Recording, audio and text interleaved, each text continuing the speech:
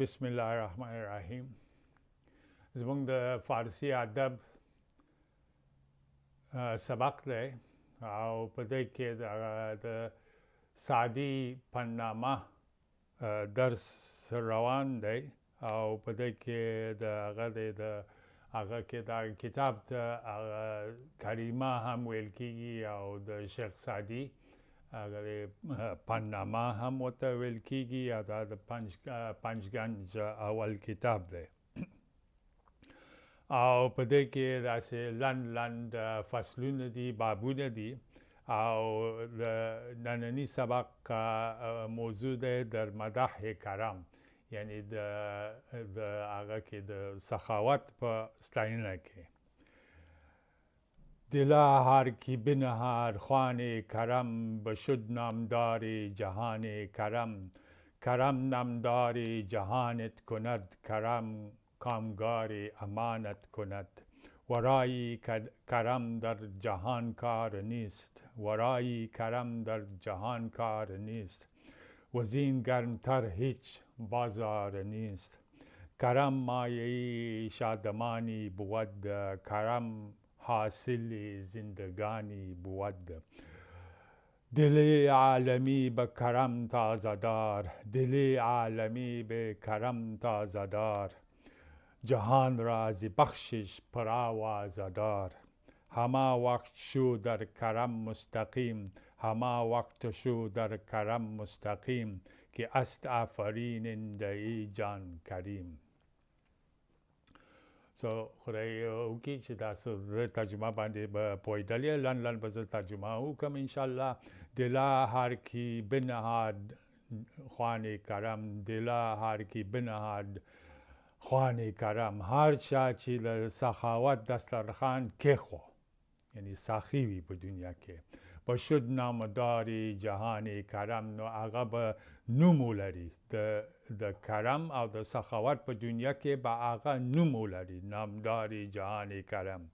کرم نامداري جهانت کند. سخاوت به تا په دنیا کې به دنیا کې به تا ستا نوم به پیدا شي په دنیا کې د کرم په ذریعه. خو دا زمونږ د سخاوت مقصد نه دی چې مونږ په دنیا کې مشهور شو، په کرم باندې مشهور شو. دا خو بیا خودنه شوه، خودنه ریا ده که نه، او ریا خو نه دی په کار. نو دا هغه خود د دې نتیجه ده. زمونږ مقصد دا نه دی چې مونږ په دنیا کې مشهور شو، خو نتیجه د کرم د سخاوت دا ده چې دغه مونږ په دنیا کې به لکه حاتم طیی به ستاسو نوم اورېدلی وي، د رسول الله صلی الله علیه وسلم د وخت سړی و او په هغه باندې په سخاوت باندې ډېر زیاته. اوس هم د حاتم طیی یو هغه نوم لري، د سخاوت په وجه یو نوم لري اوس هم په تاریخ کې. کرم کامگاری امانت کند. او چې ته ساخي شي نو ته به هغه د امانت، چې هغه امانت چې خدای پاک انسان ته ورکړی دی، لکه په سوره احزاب کې راځي وحملها الانسان، یعنی دا امانت انسان پورته کړی دی. نو هغه دا امانت چې خدای پاک انسان ته ورکړی دی، د دې امانت هغه کامګاري امانت کند. نو د دې امانت د ادا کولو هغه طریقه دا ده چې مونږ ساخي شو. یعنی خدای پاک چې کوم شی مونږ ته راکړی دی، مونږ هغه شی یو حصه نورو خلکو ته ورکو. ورایی کرم در جهان کار نیست، ورایی کرم در جهان کار نیست. د سخاوت نه ښه شی په دنیا کې نشته دی. وزین ګرمتر هیچ بازار نیست، او د هیڅ یو بازار د دې نه زیات ګرم بازار په دنیا کې د سخاوت نه ګرم بازار نشته دی، ځکه چې د سخاوت په ذریعه د سخاوت په بازار کې د آخرت ګټل کېږي. د دې نه خو ګرم بازار خو نشي کېدی. کرم مایه شادمانی بود، مایه شادمانی بود. هغه د خوشحالی سرمایه ده. Karam hasili zindagani bua daga the dunya maqsad the juan maqsad daga de chi aga de sakhawat de.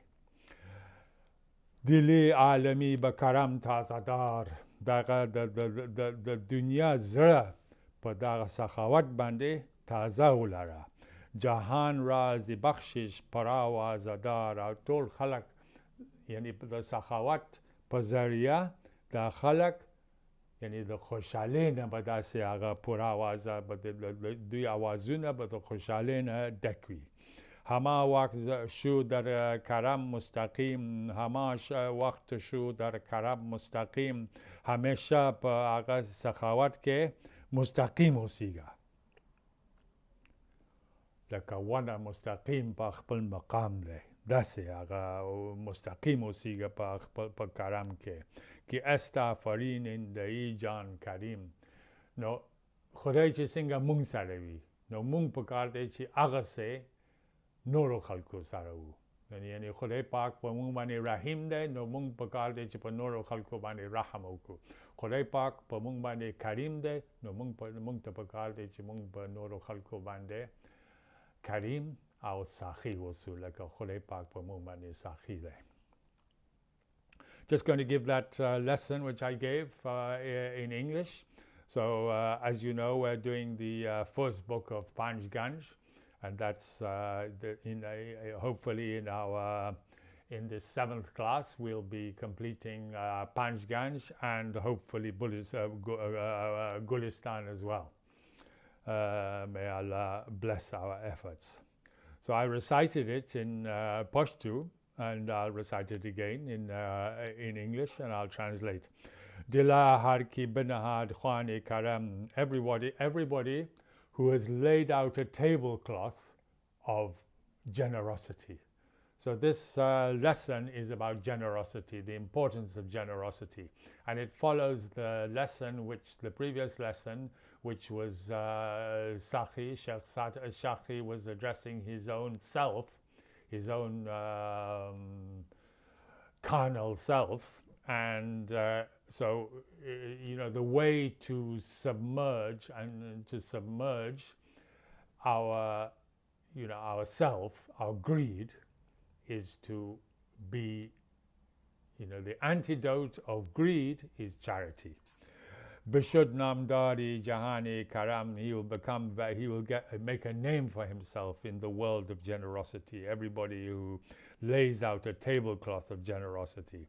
Karam Namdari Jahanit Konad, generosity will give you a good name in this world, but that's not the purpose of our generosity. The purpose of our generosity is to help people and to please Almighty Allah. It's not to make a name for ourselves. That would be riyā, and that would be ostentation, and that's something which negates charity.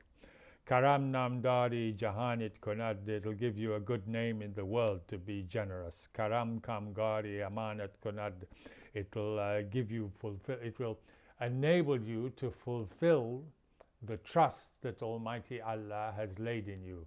Inna radanal amanata. Allah offered the amanat, the trust, to the heavens and the earth, but they didn't. They refused, and they were embarrassed to take upon that take that responsibility upon their own shoulders. It's in Surah Ahzab. Wa hamalaha al-insan, but human beings took that amanat on their own shoulders.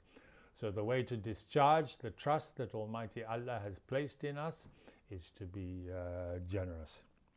Warai karam dar jahan karanis, there's nothing like generosity in the whole world. Wazin gantar ich bazar anis, there's no there's no hotter bazaar than the bazaar of generosity, because you being generous will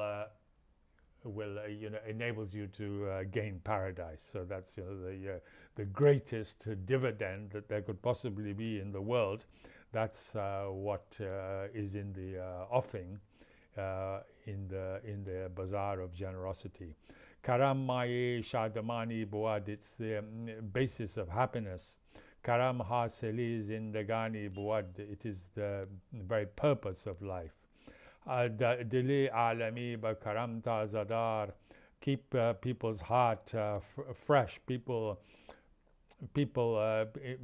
Keep people refreshened with generosity. Jahan raz bakshish purawa zadar.